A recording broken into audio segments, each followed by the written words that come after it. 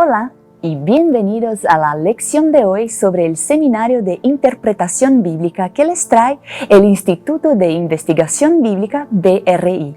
Se une a nosotros el Dr. Frank Hazel, director asociado del BRI. Hola, Dr. Hazel. ¿Qué vamos a aprender hoy? Sí, el tema de hoy es un tema fascinante y tiene que ver con la hermenéutica bíblica interna. La forma bíblica interna que los escritores de la Biblia usan en la propia Biblia, como se cita el Antiguo Testamento en el Nuevo Testamento. Este ha sido un tema de intensos estudios, algunos muy recientes.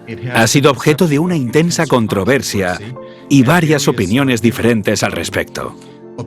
Y muchas personas se preguntan, ¿los escritores del Nuevo Testamento realmente están usando el Antiguo Testamento de forma apropiada? ¿O están leyendo algo que en realidad nunca estuvo allí? Entonces, eso plantea la pregunta. ¿Están usando los textos incorrectos para respaldar la teología correcta? ¿Están usando el Antiguo Testamento de una manera que realmente le da un significado diferente al que habían pretendido los escritores originales? ¿Quién será el académico que presentará el tema de hoy? El Dr. Richard Davidson, de la Universidad de Andrews, es un experto en eso. Ha escrito su tesis doctoral sobre tipología bíblica, abordando esa cuestión, y desde entonces lo ha tratado con gran detalle. Es uno de los mejores eruditos bíblicos que tenemos en nuestra iglesia para tratar este tema concreto. Y revela la asombrosa precisión de los escritores bíblicos al usar material bíblico. También muestra que no han citado pasajes fuera de contexto, sino que han visto, de manera muy perspicaz, cuando el punto que querían explicar ya ha sido abordado por otro autor bíblico. De modo vemos que la Biblia es realmente un libro confiable que revela lo que el mensaje bíblico realmente quería decir. Deseo que Dios le bendiga ricamente a medida que aprende algunas ideas nuevas y fascinantes sobre la relación entre el Antiguo Testamento y el Nuevo y cómo los escritores bíblicos han citado otros materiales bíblicos.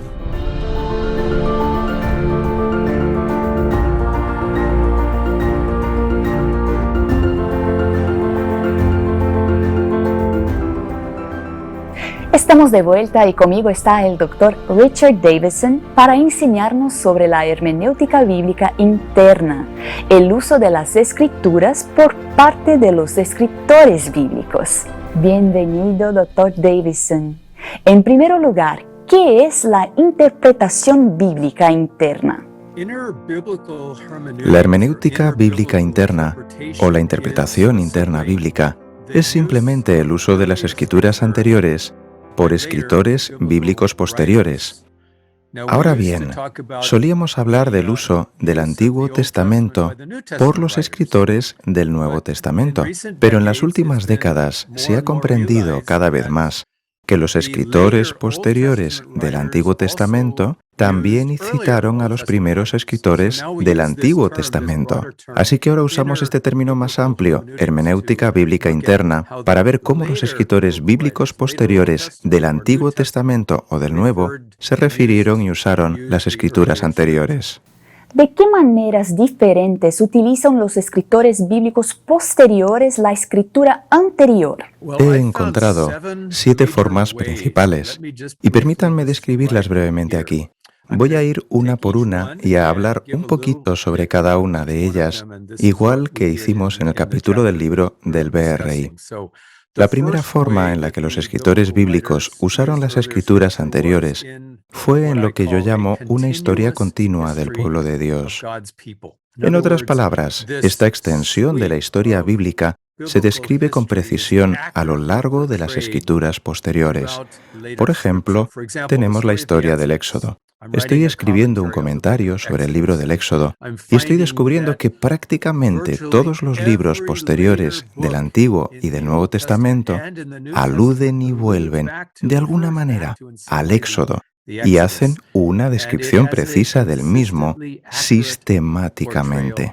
Esa es la primera forma importante en la que los escritores bíblicos tardíos usan la historia continua temprana del pueblo de Dios. La segunda forma son citas y alusiones. Ahora bien, una cita es una cita directa de un pasaje del Antiguo Testamento, claramente reconocible por su paralelismo verbal, claro y único. Así que sabemos qué son. Usamos citas todo el tiempo y en el Nuevo Testamento hay alrededor de 300 citas diferentes del Antiguo Testamento. Una alusión es más indirecta. Es una referencia indirecta a los pasajes del Antiguo Testamento donde la palabra no se cita directamente, no se aparece el pasaje directamente ni se reproduce. Y tenemos hasta 4.000 alusiones al Antiguo Testamento en el Nuevo Testamento, y también muchas citas y alusiones en el Antiguo Testamento de los escritores posteriores del Antiguo Testamento a los escritores anteriores. Así que hay muchas citas y alusiones que se dan en la hermenéutica bíblica interna. Una tercera manera son los términos teológicos claves, así que tenemos términos como pacto, creación, remanente, templo, santuario, justicia, justificación, simiente. Y en este capítulo rastreo algunos de estos términos teológicos empleados por escritores posteriores del Antiguo y del Nuevo Testamento. Especialmente me centro en la simiente mesiánica, que aparece mencionada ya en Génesis 3:15, y luego descubrimos este énfasis en la simiente a lo largo de los escritos posteriores del Antiguo y del Nuevo Testamento. Por lo tanto, existen estos términos teológicos clave. Una cuarta forma en la que los escritores bíblicos posteriores usan las escrituras previas son los temas principales, la unidad de los temas principales que se mueven a lo largo de las escrituras. Así que los temas teológicos clave incorporan a menudo el término teológico. Tenemos el tema de la creación, encontramos la palabra creación, pero también tenemos el tema, el motivo de la creación y del pacto. De nuevo, a veces encontramos la palabra pacto y a veces una discusión sobre el pacto sin usar la palabra en sí. Así que este tema del pacto recorre toda la Escritura. También la sexualidad humana, el sábado y la ley bíblica. Y el gran conflicto, el tema del conflicto cósmico, el tema del Mesías y la salvación, el plan de la salvación y la escatología, los últimos días y mucho más. Y he estudiado algunos de estos temas clave en este capítulo que se encuentra en el libro de hermenéutica. Esa es la cuarta forma, la unidad de los temas principales. Quinta forma es la tipología. Ahora bien, ¿qué es la tipología? Me refiero a la tipología bíblica, porque tenemos todo tipo de tipologías, tipología arqueológica, pero esta es la tipología bíblica. Es el estudio de personas, eventos o instituciones del Antiguo Testamento, mayormente,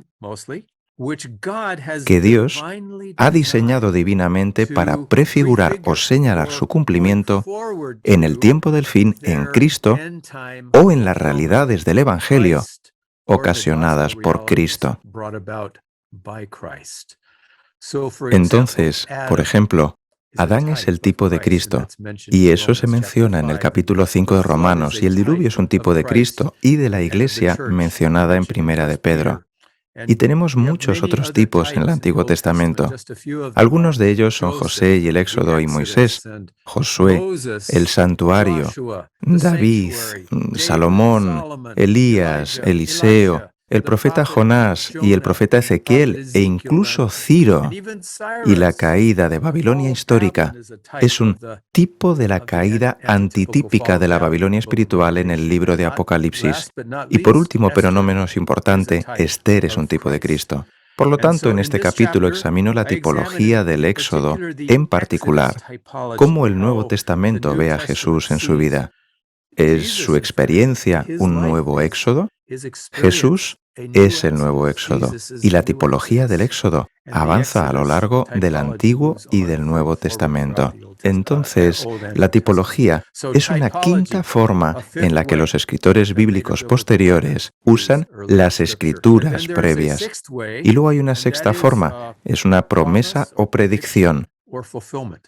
Casi el 30% del Antiguo Testamento es profecía predictiva. Y eso ni siquiera incluye las numerosas promesas del Antiguo Testamento que tenemos en la Biblia. Y en el capítulo que escribí, mi enfoque específico giró en torno a las profecías mesiánicas del Antiguo Testamento y descubrí que en realidad todo el Antiguo Testamento, por la forma en la que está estructurado, se encuadra en un marco mesiánico escatológico.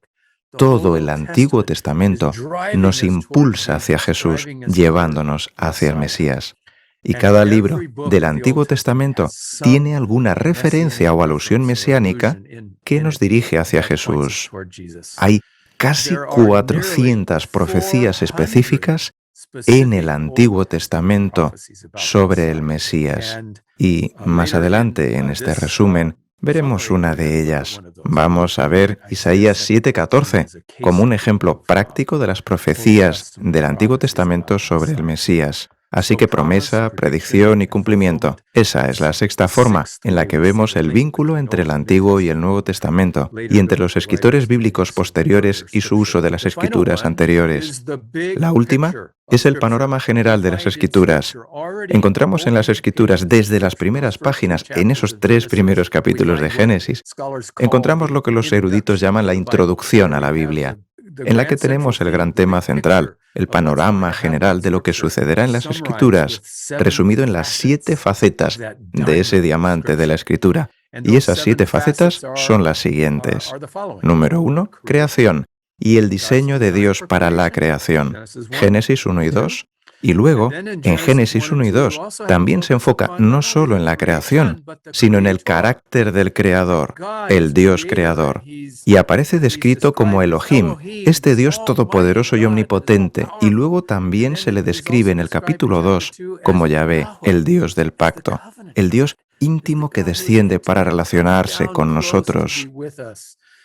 Así que este es el segundo tema principal, o faceta de este diamante de la Biblia. Y luego, en el capítulo 3, encontramos el surgimiento del conflicto moral cósmico referente al carácter de Dios. Satanás viene siseando como una serpiente y le dice a Eva, ¿de verdad se puede confiar en Dios? No, no puedes confiar en Dios. Y siembra dudas sobre el carácter de Dios.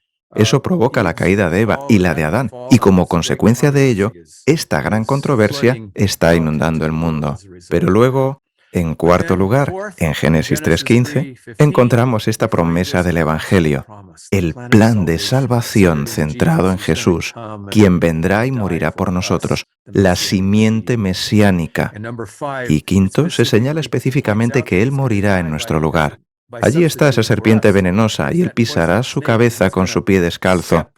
Y Él, por así decirlo, recibirá el veneno que nosotros deberíamos haber recibido, mientras que nosotros recibiremos la vida que Él merecía. Así que Él muere en nuestro lugar, muere como nuestro sustituto. Y luego también en Génesis 3:15 encontramos el final del conflicto cósmico. Descubrimos que la cabeza de la serpiente será aplastada. El mal se acabó. Se terminó y nosotros viviremos por la eternidad la maravillosa experiencia del jardín del Edén, como antes de que ocurriera el pecado. Y el escenario detrás de todo esto es el santuario. El gran conflicto comenzó en el santuario celestial. Ahora, Jesús está resolviendo el gran conflicto en el santuario celestial. Pronto entraremos en ese santuario celestial y estaremos allí por la eternidad. Así que ese es el panorama general de las Escrituras y se desarrolla desde el Génesis hasta el Apocalipsis de manera tan hermosa y tan unificada que entrelaza toda la Biblia. He descubierto que los escritores bíblicos posteriores no usan una imaginación fantasiosa o una exégesis errónea ni tergiversan las Escrituras, sino que son sensibles y fieles a los contextos originales, incluso que, bajo inspiración, revelan un significado adicional de esos pasajes para su propio tiempo y para nuestro tiempo. Así que toman esas escrituras, son fieles a su significado original y entonces desarrollan su significado aún más para la gente de su tiempo y para nosotros hoy en día. ¿Cuál es la cuestión principal en el debate académico sobre la interpretación bíblica interna?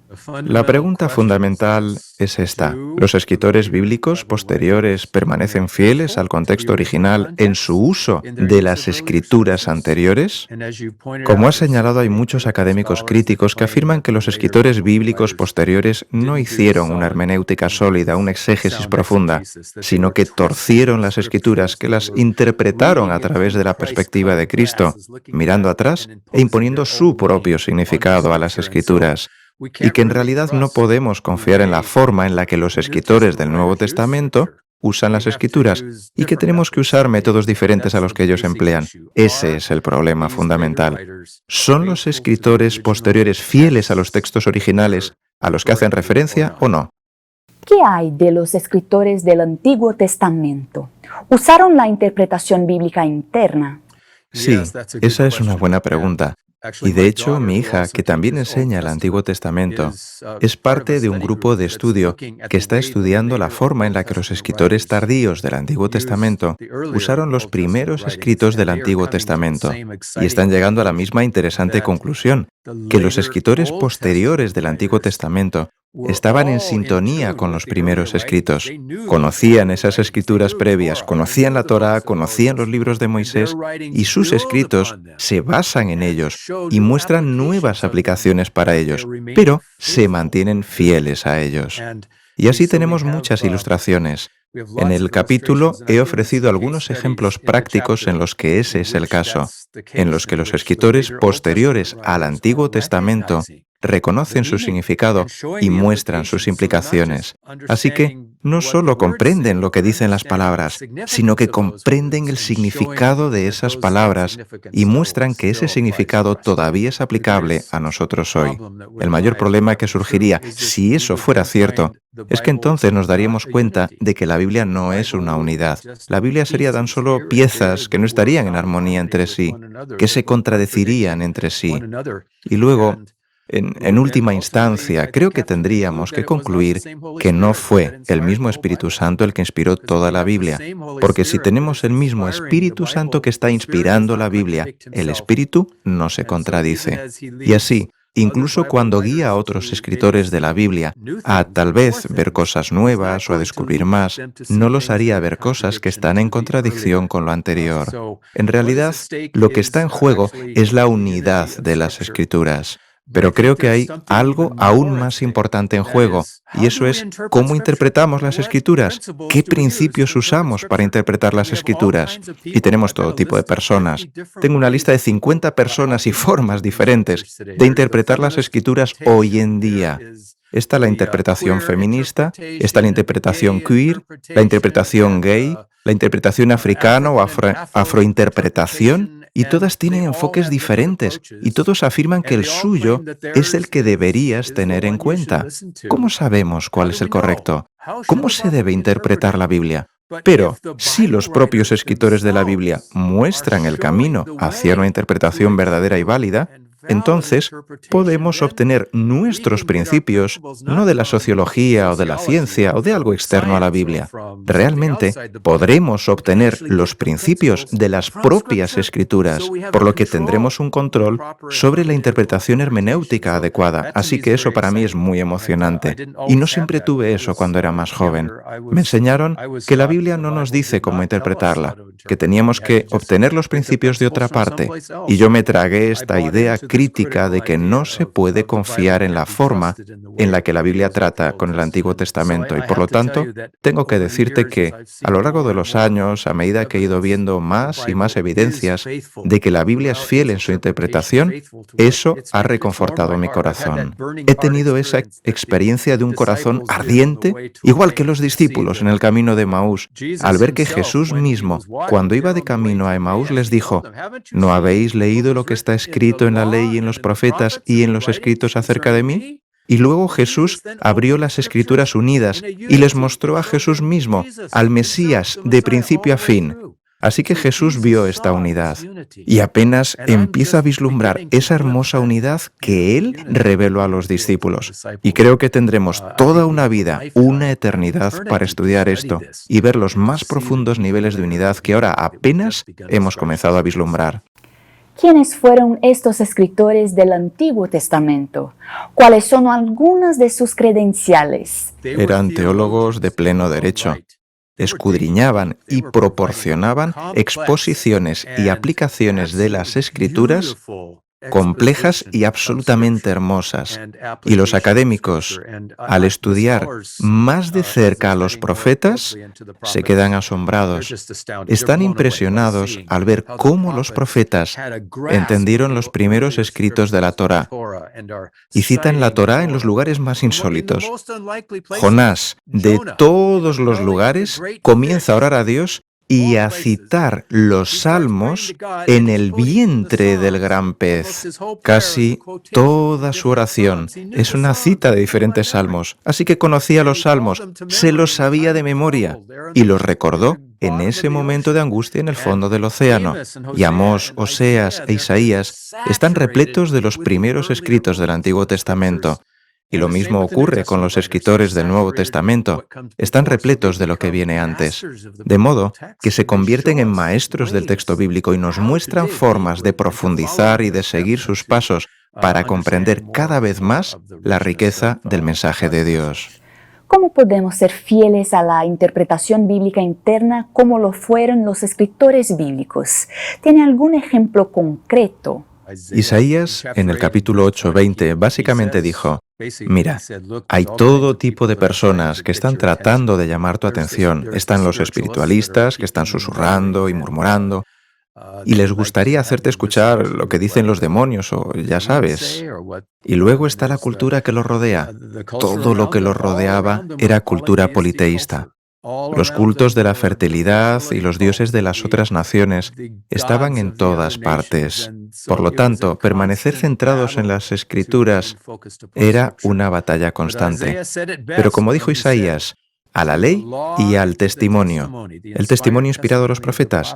Si no dicen conforme a esto, es porque no les ha amanecido. Y generalmente esto lo aplicamos a las doctrinas, pero olvidamos que la Escritura es una doctrina.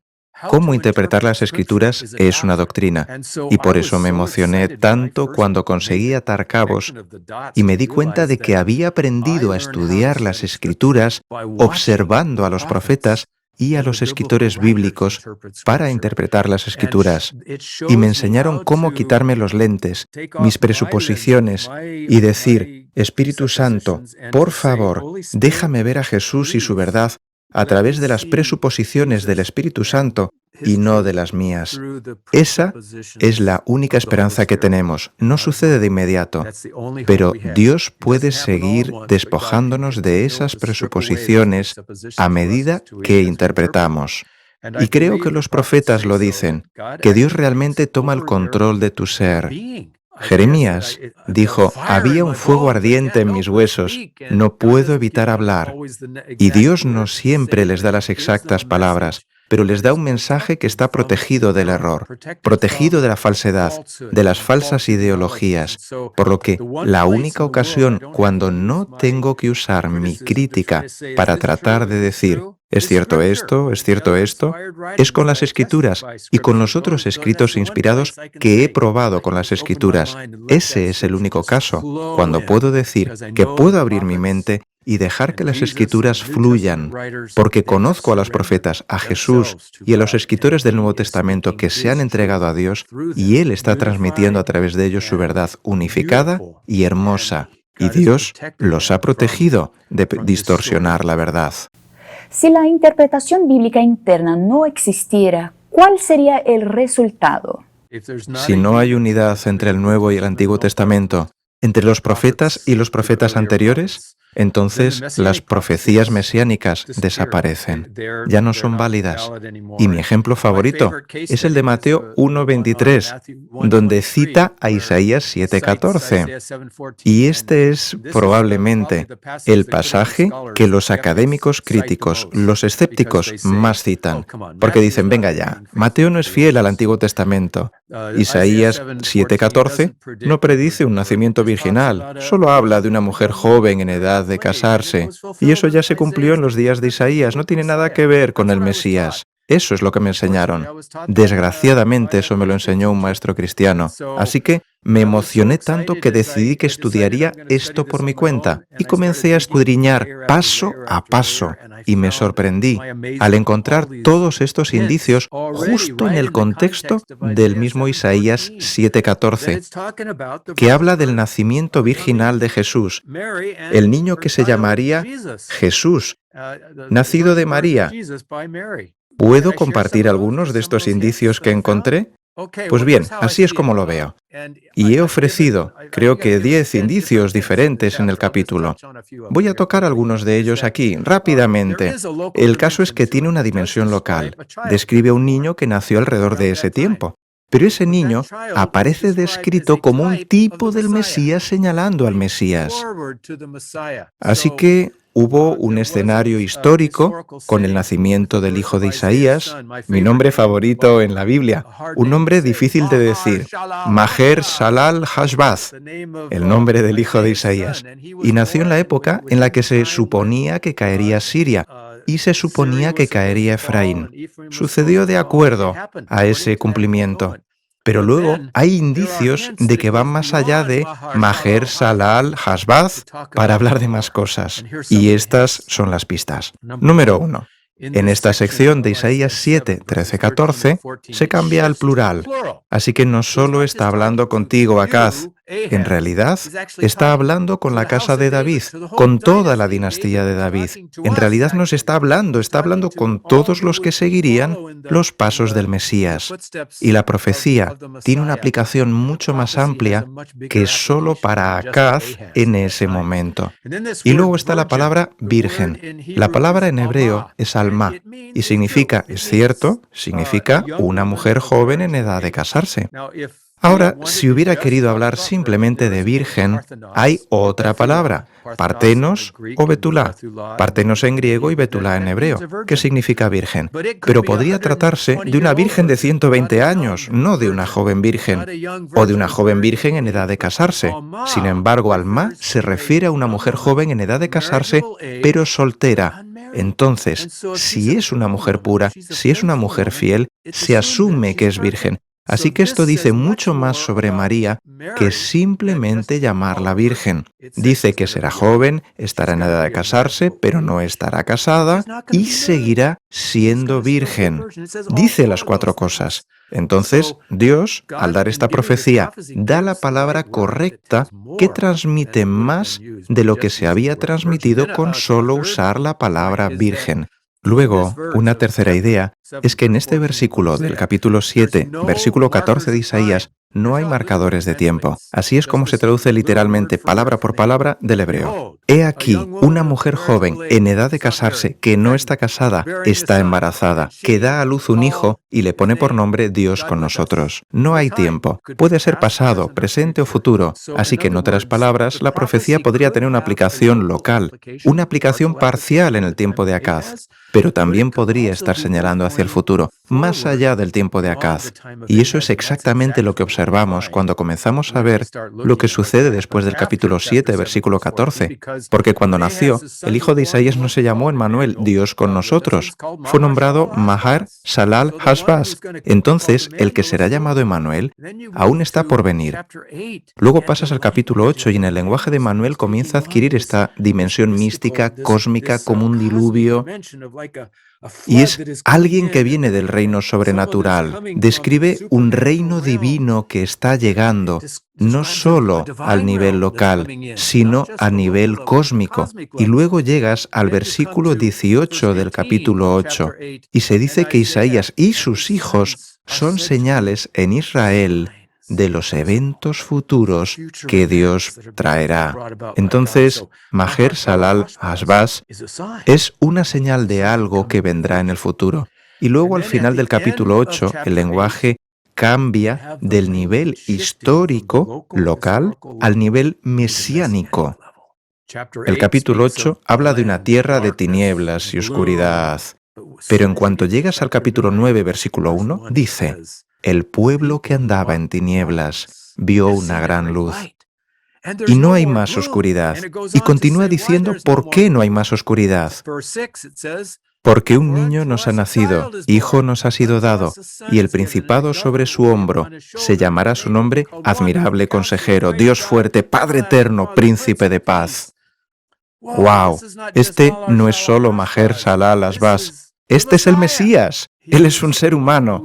Él es el hijo de David, pero también es Dios, Dios fuerte, Padre eterno, Príncipe de paz. Entonces Isaías 9:6 nos permite saber que esta profecía del capítulo 7 encuentra su cumplimiento final en el Mesías. Y luego pasas al capítulo 11 y nuevamente se describe el Mesías, esta vez con el lenguaje del vástago. Un pasaje que coincide con la estructura de Isaías 7 a 12. Toda esta sección se llama el volumen de Manuel. Y tenemos 7:14 aquí, luego 11 del 1 al 9, y después, justo en la parte posterior de esta estructura quiástica, tenemos una profecía más. Justo en la parte superior está el capítulo 9, 1 al 6. Así que está en la parte superior. Aquí está el capítulo 7 y el capítulo 11. Aquí están equilibrados. Toda la estructura está equilibrada del Mesías. Por lo tanto, así es como lo veo yo. Y habrá un diagrama que la gente puede estar viendo sobre esto, que es la tipología, que el tipo estaba en Isaías 7:14. Emmanuel, un niño por nacer. Una virgen dará a luz a Emmanuel. Y luego en el capítulo 8, versículos 1 a 4, hay un cumplimiento local con Maher-Shalal Al-Ashbaz. Pero luego pasas al antitipo y en el capítulo 9, versículos 1 a 7, tenemos el cumplimiento máximo con este hijo que es llamado Dios fuerte, Padre eterno, Príncipe de paz. Y el capítulo 11, versículos 1 a 9, nos da una descripción adicional del Mesías. Así que aquí mismo en el contexto de Isaías 7, tenemos todas las pistas que necesitamos para saber que estamos hablando del Mesías. No tienes que esperar hasta que llegue Mateo. Y Mateo, creo, vio estos indicios y pudo usarlos con precisión como una profecía del Mesías. Por lo tanto, basado en esto, concluyo que Mateo, lejos de sacar a Isaías 7:14 de contexto, reconoció el contexto mesiánico más amplio de este volumen del Mesías, capítulos 7 a 12, que la erudición crítica no ve o ignora. Entonces, Isaías predice que el Hijo nacido en su propio tiempo sería un tipo del Mesías divino supremo que nacería de una virgen. Creo que es genial que la unidad se nos muestre allí mismo, en el texto. Creo que por lo general tenemos muchas pistas simplemente en el contexto local, como les he mostrado aquí, sin tener que ir a otros libros para ver el vínculo con el Mesías. Pero junto con mi capítulo, que trata de la hermenéutica interna bíblica, este libro que acaba de ser publicado, editado por Frank Hassel, tiene otros varios capítulos que tratan en profundidad sobre estos principios bíblicos de interpretación que surgen de la Biblia. Así que el mío es solo un paso. El mensaje de mi capítulo es: escucha a los escritores bíblicos. Ellos mismos te dirán cómo interpretar la Biblia.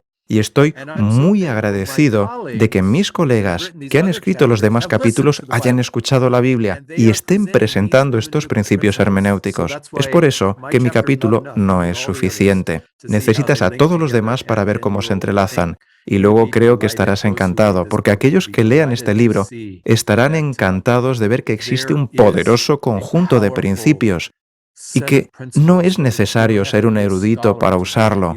Estas no son solo herramientas que solo los académicos pueden usar. Estas son las herramientas que usaron Amós y Oseas y muchas personas comunes que fueron profetas y que hace falta gente común como todos nosotros. Los académicos también son gente común y ser llamado un erudito lo único que hace es que cuanto más te adentres en el texto, más te des cuenta de lo poco que sabes. Por eso los eruditos tienen incluso una mayor necesidad de pedir al Espíritu Santo que nos ayude a aplicar estos principios y a escucharle a Él y seguir su dirección. Por eso, recomiendo a todos los demás capítulos de este libro, que forman una unidad para promover la hermenéutica que Jesús ofreció en el camino a Emaús y que los demás escritores bíblicos también ofrecen. Dr. Davidson, muchas gracias por explicarnos este importante tema y gracias por vernos. Hasta la próxima.